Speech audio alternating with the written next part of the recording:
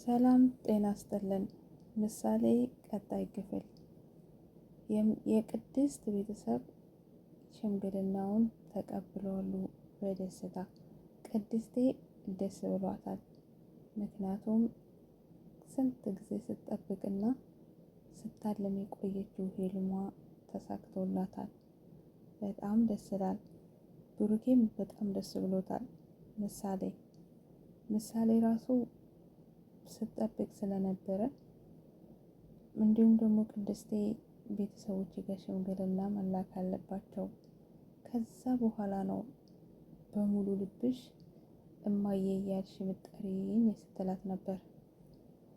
ምሳሌም በውስጧ እናትና አባትሽ እሺ ባይሉስ ላትጋቡ ነው ማለት ነው እያለቻት ቆይታለች። ዛሬ ግን ሽምግልናውን ተቀብለዋል ማለት ስትሰማ በጣም ደስ ብሏታል ምሳሌ። ምክንያቱም ወንድም ትፈልጋለች። እንዲሁም ደግሞ እማዬ አባዬ እያለች በሙሉ ልቧ መጥራት ትፈልጋለች። ወንድምና እህት እንዲኖሯት ትፈልጋለች ምሳሌ። ምክንያቱም ምኞቷ ነው። ይህንን ካሰበች ምሳሌ ከትልቅ ሰው በላይ ታስባለች። በጣም ንግግሮቿ የምታስብላቸው በጣም ከትልቅ ሰው በላይ ነው። ስለዚህ ሞገሴም በጣም ደስ ብሎታል።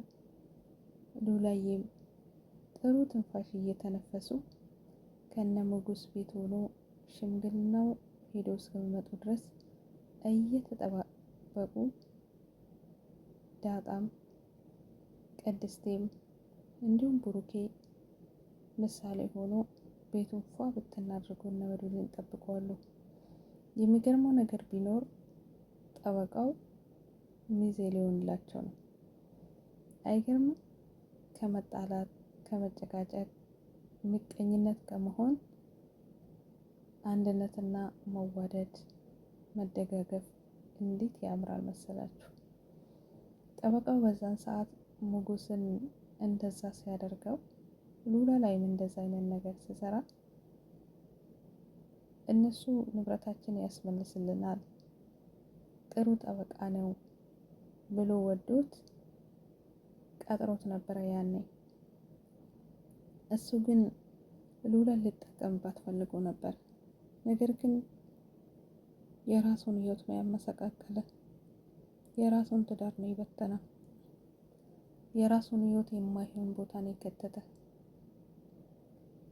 ሉላን እምቢ ስላለችው ዝና ጋር ደውለው ዝና እንዲይዛት ፈልጎ ነበር። ነገር ግን ሉላ ዝናን ከድሮም ትሸሽ ትደበቅ ነበር። እራሱን አሳልፎ ለዝና ሰጠ። ዝናም ደግሞ ህይወቱን ጋና ባደረገበት ትዳሩ ሚስቱ እንዲበታተኑ አደረገ። ለኔ ተላላኪ መሆን አለብህ ሉላ ስለምታውቃት ሉላን እንዲያገኝ ትረዳኛለህ፣ እኔ ምልን ትፈጽማለህ በማለት የራሱ የተከበረ ስራ ጠበቃውን የመሰለ ነገር። ጠበቃ ማለት አስባችሁታል? የብዙ ሰው አደራ ባሉት አደራን ተቀብሎ የሰውን ሀቅ ተቀብሎ እነሱ የላኩትንና በሀቀኝነት ሰርተው የሚሰጡትን ገንዘብ ለመቀበል እሱም ለማግኘት ሰዎችንም ለመርዳት። ነገር ግን ጠበቃው በዛ መንገድ በተሰጠው ሙያ አልተጠቀመም።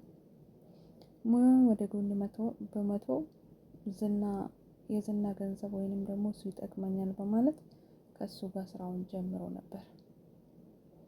ታዲያ ዝና ከኔ ጋር ትሰራለህ ከኔ ጋር ነበር ካላለው ሚስቱም ልጆቹም ሜዳ ላይ ነው የተበተኑት። እሱም ደግሞ በስተመጨረሻም ሞገስን አሳልፎ ለመስጠት ዝና ድራማ ሰርቶበታል። አይ ዝና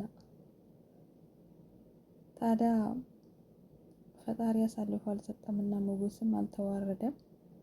ሞገስ ግን ሊገለው አልነበረም። ሞገስን ራሱን ለመከላከል ነበር። ጠበቃው ቢወርቅም ህይወቱ አልወጣችም ነበር። ዝና ግን ሊጨርሶ ነበር። ምክንያቱም እሱ ጠበቃው ከተደበቀ ወይም ደግሞ ከሌለ ሞገስ ሰው ገድሏል በማለት እስር ቤት ለመውሰድ ነበር። ሞገስ ግን ፈጣሪ ጠብቆታል። የሉላ አምላክ የኔ ምስኪን ሉላዬ ምን ትሆን ነበር?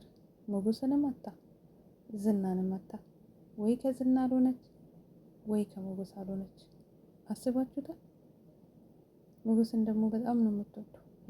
የልጅነቱ ፍቅረኛው ነች። ስለዚህ ያ ሁሉ ግፍ ስለተሰራ ጠበቃውም የእጁን የሰራውን የሰፈረውን በጉና ተሰፈሩለት ተመልሶ ማን እጅ ወደቀ? የመድብል ጀግናውና የሞገስ የብሩክ እጅ ነው የወደቀ። እነሱ ናቸው። መድብል ነው ባለቤቱንም አንስተው የሆነ ቦታ አስቀምጠው ምግብንም እየሰጣት እንዲሁም ደግሞ ጠበቃም በህይወት እንዳለ ነግሯት አረጋግቷት ተመልሶ አንድ ላይ እንዲሆኑ ጠበቃም ደግሞ ታሞ ነበር። ሕክምና እንዲያገኝና እንድታከም ወደ ራሱ እንዲመለስ ከዛም ደግሞ ተመልሶ ወደ ቀድሞ ስራ እንዲመለስና የራሱን ህይወት እንዲኖር ቤተሰቦቹንና ሚስቱንም ልጆቹንም እንዲክስ አድርጎ ወደ ራሱ መለስ። እሱም ደግሞ ተምሮበታል፣ ተቀጣ። ጥፋት እንደሰራ ጥሩ ነገር እንዳልሰራና የተሰጠውን ሙያ እንዳልተጠቀመበትና መጥፎ ስራ እንደሰራ ገባና ከዛ በኋላ ሞገስም እንዳይታሰር መሰክርለታለሁ፣ እኔ በህይወት አለኝ፣ ሞገስ ነፍሰ ገዳይ አይደለም በማለት ሞገስንም ከፖሊስ ድብብቆሽ አድኖታል። እንዲሁም ደግሞ በፊት ጀምሮለት የነበረውን ዝና ያዘጋበትን ንብረቱን አስመልስልሃለሁ ብሎታል። እንዲሁም ደግሞ ሉላና ዝና ፍቺ እንዲፈጽሙና በአንድ ልባቸው ሞገስና ሉላ እንዲጋቡ እሱንም እየረዳቸው ይገኛል። ንብረቱንም ደግሞ በቅርብ ጊዜ ውስጥ ይመልስላቸዋል። አይዟችሁ፣ በፊት ስለበደልኳችሁና በፊት የማይሆን ነገር ስላደረስኩባችሁ አሁን ደግሞ እኔ ክሳቸዋለሁ፣ ንብረትም ይመለሳል። ቢያንስ የሉላ ፍቺ ከዝና ጋራ ምናልባት እሱ በሌለበትም ፍቺ ሊደረግ ይችላል፣ ትንሽ ሊያቆይ ይችላል እንጂ በማለት በጣም በሙሉ ልብ ተስፋ ሰጥቷቸዋል። ዝና የመድብል እጅ ገብተዋል። ዝና ታስረዋል። ምስኪን ዝና እያሳዝነኝ፣ ያ ጎበዙና ጀግና የአንበሳ የደንበሳው ልጅ አሁን እንደዛ ታስሮ ሲቀመጥ አያሳዝናችሁም? የኔ ምስኪን እውነትም እህል ውሃ ሳይቀምስ 7 ቀን ያደረሰው መስሏል አነጋገሩ ሁሉ። እናንተ አንበሳ ይያዝ እኮ አንበሳ እንዴ ከተያዘ በጣም ከባድ ነው። ስለዚህ ዝናም አንበሳ ነው፣ መድብልም ጎበዝ አንበሳ ነው። ብሩክም ያው ነው ከልጁ ስል እንጂ እሱም ጎበዝ ነው።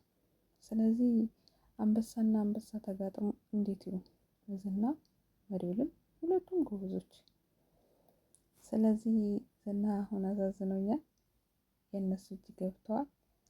እንግዲህ ዝና መጨረሻ ላይ ከነሱ እጅ ችሎ ያመልጥ ይሆን ወይስ መድብል አዝኖለት ወይንም ደግሞ መድብል የሚፈልገው ነገር ዝና አሟልተውለት ዝና ወደ ቀና መንገድ ተመልሶ ሰውን መጉዳት ትተው የራሱን ኑሮ የራሱን ህይወት እኖራለሁ ብሎ ወደ ራሱ ተመልሰው መድብል ለቆ ይሆን ወይስ የዝና ሰዎች እነ ካሌብ ይመጣሉ?